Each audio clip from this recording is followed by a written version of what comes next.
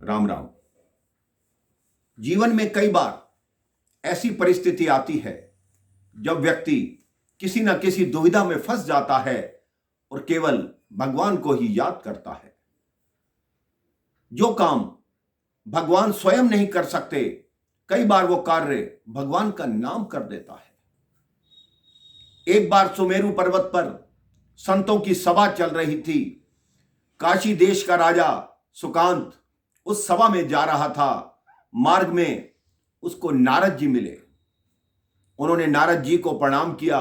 नारद जी ने पूछा, कहां जा रहे हो सुकांत? उन्होंने कहा, संतों के दर्शन को जा रहा हूं।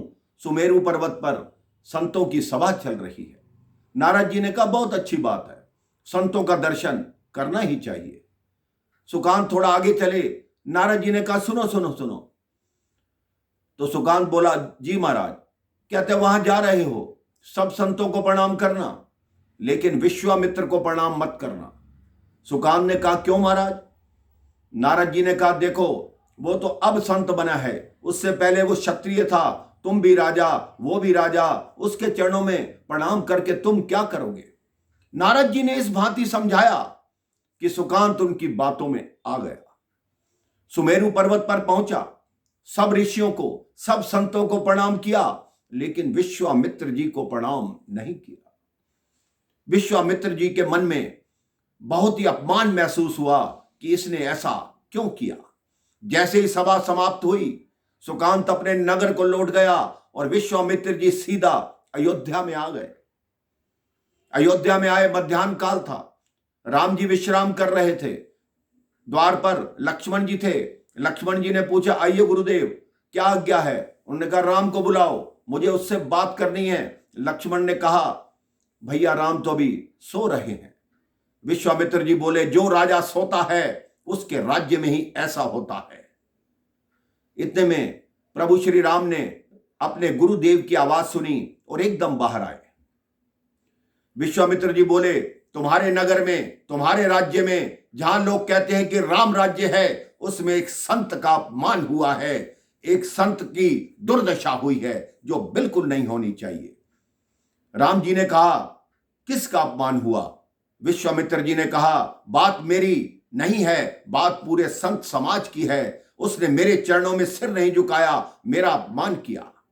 राम जी ने कहा, मैं आपके चरणों की सौगंध लेता हूं, कल मैं उसका वध कर दूंगा। विश्वामित्र जी ने कहा, हां यह ठीक है, मूर्ख का वध तो होना ही चाहिए। अब यह समाचार सुकांत तक पहुंचा कि राम जी ने उसको मारने की प्रतिज्ञा ले ली। अब सुकांत रोता हुआ नारद जी को ढूंढ रहा है। पहले तो नारद जी मिल गए थे, लेकिन अब बहुत ढूंढने पर भी नहीं मिले, क्योंकि नारद जी बड़े कौतुकी ऋषि हैं।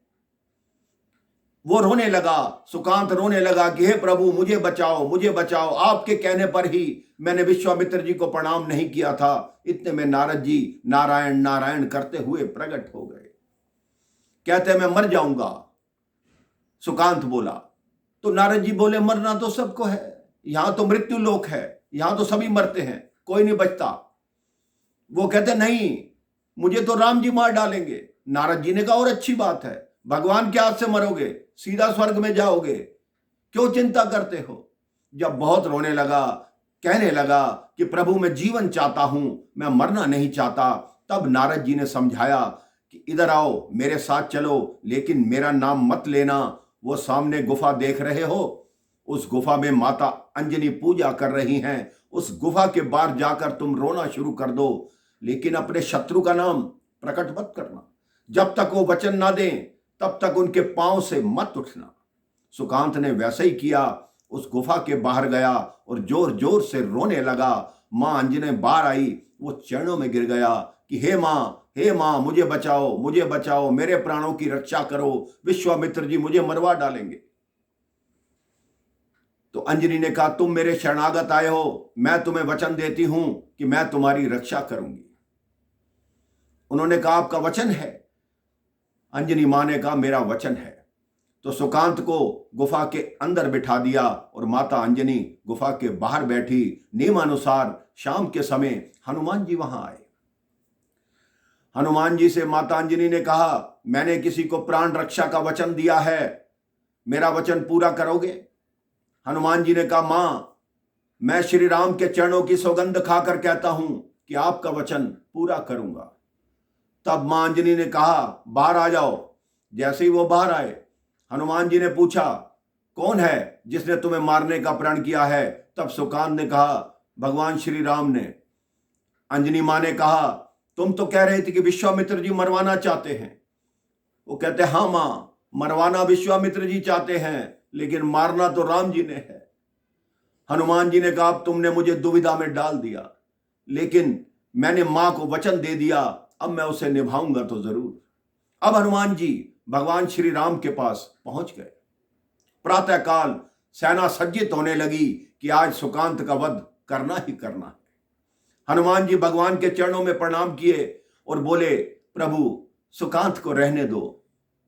राम जी ने कहा, नहीं, उसने मेरे गुरु का अपमान किया है और मैंने गुरु चरणों की सौगंध खाई है कि मैं उसका वध करूंगा। तो हनुमान जी बोले, मैंने अपने इष्ट देव भगवान के चरणों की सौगंध खाई है कि मैं उसे बचाऊंगा। राम जी कह रहे, हनुमान जी आप बीच में मत आइए। हनुमान जी कह रहे हैं कि मैं बीच में तो आ चुका हूं, अब तो मैं फंस गया हूं, अब तो मुझे उसको बचाना ही पड़ेगा। हनुमान जी बाहर आए, सुकांत को लेकर एक जंगल में चले गए और राम नाम का जप करने लगे।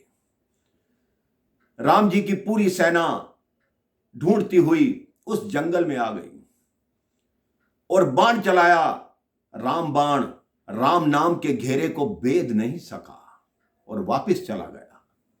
लक्ष्मण जी ने देखा कि राम जी बार बार प्रहार कर रहे हैं, लेकिन बाण उस सुकांत तक नहीं पहुंचता, क्योंकि हनुमान ने उसके चारों तरफ घेरा बना रखा है। वो बार बार बोलता है, वो भी मंत्र जाप कर रहा है, राम राम राम राम। हनुमान जी की आंखों में तो भाव के आंसू आ रहे हैं, लेकिन सुकांत की आंखों में भय के आंसू आ रहे हैं। बार बार बोले, बच तो जाऊंगा, बच तो जाऊंगा। हनुमान जी ने कहा, भाव से नाम जपो, विश्वास रखो, अवश्य बचोगे। लक्ष्मण जी ने देखा हनुमान जी एक तरफ खड़े हैं, सुकांत अलग है। लक्ष्मण जी ने बाण चलाया, हनुमान जी की छाती में वो बाण लगा। बाण हनुमान जी को लगा और मूर्छित प्रभु श्री राम हो गए। लक्ष्मण जी ने कहा, यह क्या हुआ? बाण तो हनुमान को मारा है, हो सकता है हनुमान ने भगवान पर कोई गुप्त शस्त्र चला दिया हो। हनुमान जी के पास जाकर देखा, लेकिन हनुमान जी तो घायल अवस्था में थे, उनके पास कोई गुप्त शस्त्र भी नहीं था। प्रभु श्री राम के पास आकर देखा, उनकी मूर्छा खुली, उन्होंने देखा हनुमान घायल हैं। प्रभु श्री राम ने हनुमान को अपने निकट बुलाया, उसके सिर पर हाथ फेरने लगे। प्रभु जैसे ही हाथ फेरते, हनुमान जी की पीड़ा कम होने लगी। प्रभु के नेत्र बंद हैं और हनुमान जी के सिर पे हाथ फेर रहे हैं। हनुमान जी ने सुकांत को इशारा किया कि आओ और मेरी गोद में बैठ जाओ। अगला हाथ जब प्रभु ने फेरा, हनुमान जी पीछे हो गए और सुकांत को आगे कर दिया। अब प्रभु का हाथ सुकांत के सिर पर आ गया। हनुमान जी ने कहा, प्रभु आपने मारने का प्रण लिया है, अब आपका हाथ ही इसके सिर पर है, अब आप सोचो कि आपने क्या करना है। तो प्रभु श्री राम बोले, मैंने अपने गुरु के चरणों की सौगंध खाई है कि इसका वध करूंगा, लेकिन अब मैं दुविधा में फंस गया हूं। इतने में ऋषि विश्वामित्र भी वहां पधारे। तो हनुमान जी ने सुकांत को कहा, जो काम पहले नहीं किया अब कर लो, जाओ ऋषि को प्रणाम करो। सुकांत ने ऋषि विश्वामित्र को दंडवत प्रणाम किया। तो विश्वामित्र जी ने कहा, राम, मैंने इसको क्षमा कर दिया, तुम अपनी प्रतिज्ञा वापस ले लो। विश्वामित्र जी ने सुकांत से पूछा कि ऐसा करने को तुम्हें किसने कहा था? अभी वो नारद जी का नाम लेता, इतने भी नारायण नारायण करते हुए नारद जी प्रकट हो गए और बोले कि मैं जहां भी जाता हूं, लोग मेरे से यही पूछते हैं कि राम बड़ा या राम का नाम बड़ा। इसी को सिद्ध करने के लिए ही मैंने ये सारी घटना बनाई, सारा घटना चक्र बनाया।